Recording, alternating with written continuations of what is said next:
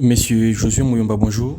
Bonjour, monsieur le journaliste. Vous êtes coordonnateur de la cellule de communication du gouvernement provincial du Lualaba. Nous avions vu sur les réseaux sociaux et nous avions appris à travers un média international que madame le gouverneur de la province du Lualaba est interdite par Kinshasa de voyager et devrait se rendre en Allemagne. Qu'en est-il exactement? Bon, je peux juste dire que c'est une rumeur relayée curieusement par une chaîne que vous appelez internationale, une chaîne que nous respectons beaucoup.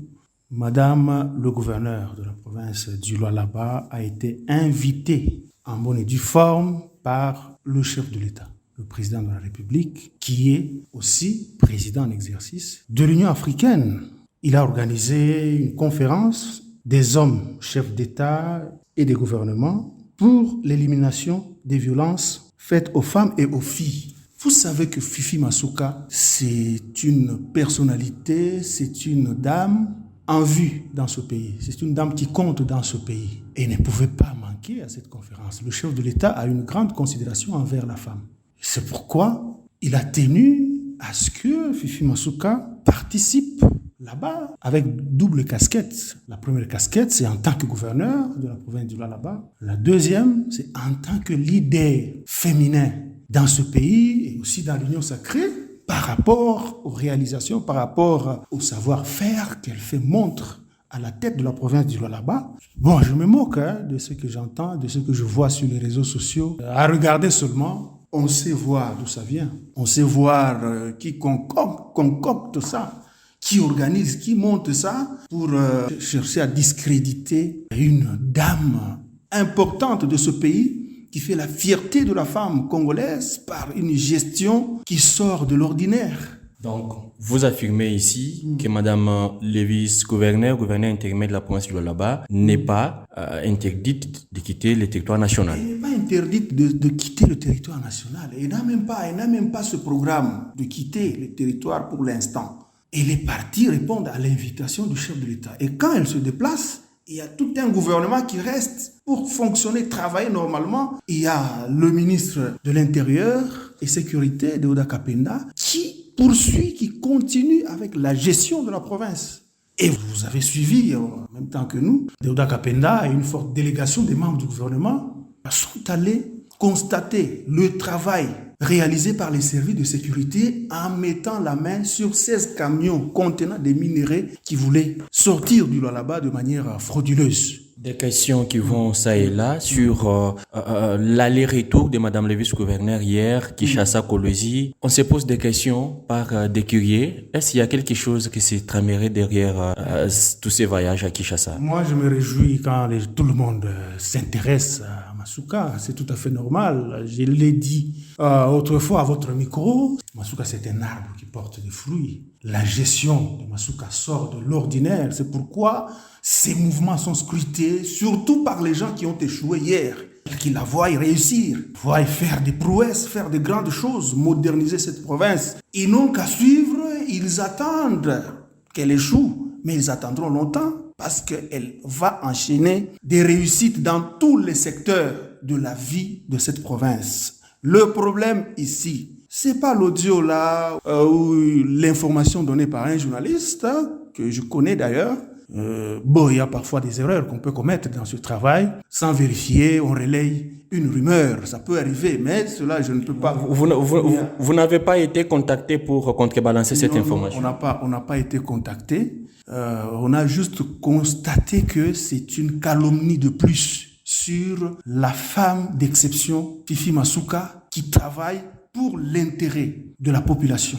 Et l'aller-retour Kinshasa-Kolwezi, ça n'a rien à voir, c'est tout à fait normal. Kinshasa-Kolwezi, vous savez actuellement, la technologie a facilité les choses. Donc avec un avion, tout ça, quelqu'un peut aller et rentrer, peut sillonner, quelqu'un peut résider en Belgique, il travaille en Espagne, il prend un avion et tout ça, c'est tout à fait normal.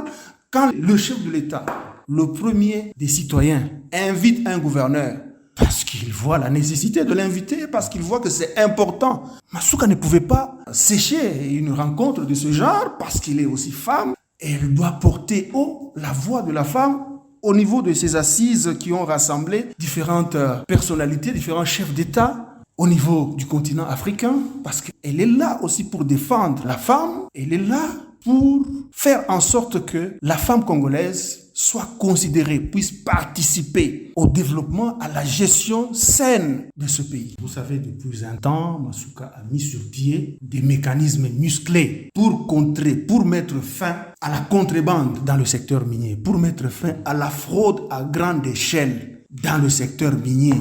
C'est ce qui lui attire la foudre, parce qu'elle a donné un coup de poing sur la niche d'abeilles. Et ces gens sont prêts à tout maintenant pour la décourager. Et le chef de l'État voit ça, et le chef de l'État ne peut pas se laisser entraîner par ces gens qui veulent le faire échouer dans sa politique de lutte contre la corruption et la fraude.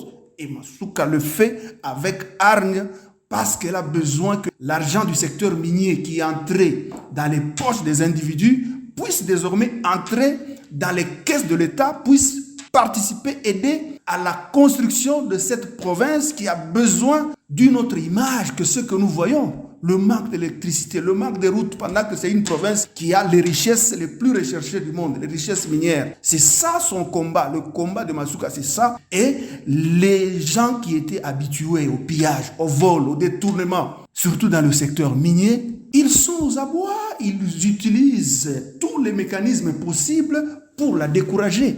Et elle ne va pas se décourager parce que, comme je ne cesse de le dire, elle a la protection de Dieu et la protection du garant du bon fonctionnement des institutions, le chef de l'État Félix Tshisekedi Tshilombo. Vous avez suivi, il n'y a pas longtemps, quand ces services ont arrêté 17 camions contenant des minerais, des camions qui voulaient encore sortir du territoire sans payer même un rond au trésor public. Vous avez vu, il y a le ministre des Finances, Nicolas Kazadi, qui est descendu ici à Kolosi. Il y a l'inspecteur général des Finances, Gilles Alengeti, qui est descendu. Tous ont salué le travail abattu par Masuka pour assainir l'économie de cette province, pour assainir le secteur minier, qui était entre les mains de beaucoup de vampires déterminés à prendre tout ce qui revient à la population, mettre dans leur poche, prendre tous les minéraux et les exploiter frauduleusement, et que la population reste toujours pauvre. Et ça, Masuka et tout le gouvernement provincial ne peuvent pas accepter. J'invite encore la population à se ranger comme un seul homme derrière Fifi Masuka, qui défend valablement le chef de l'État, qui défend valablement la femme congolaise, qui défend valablement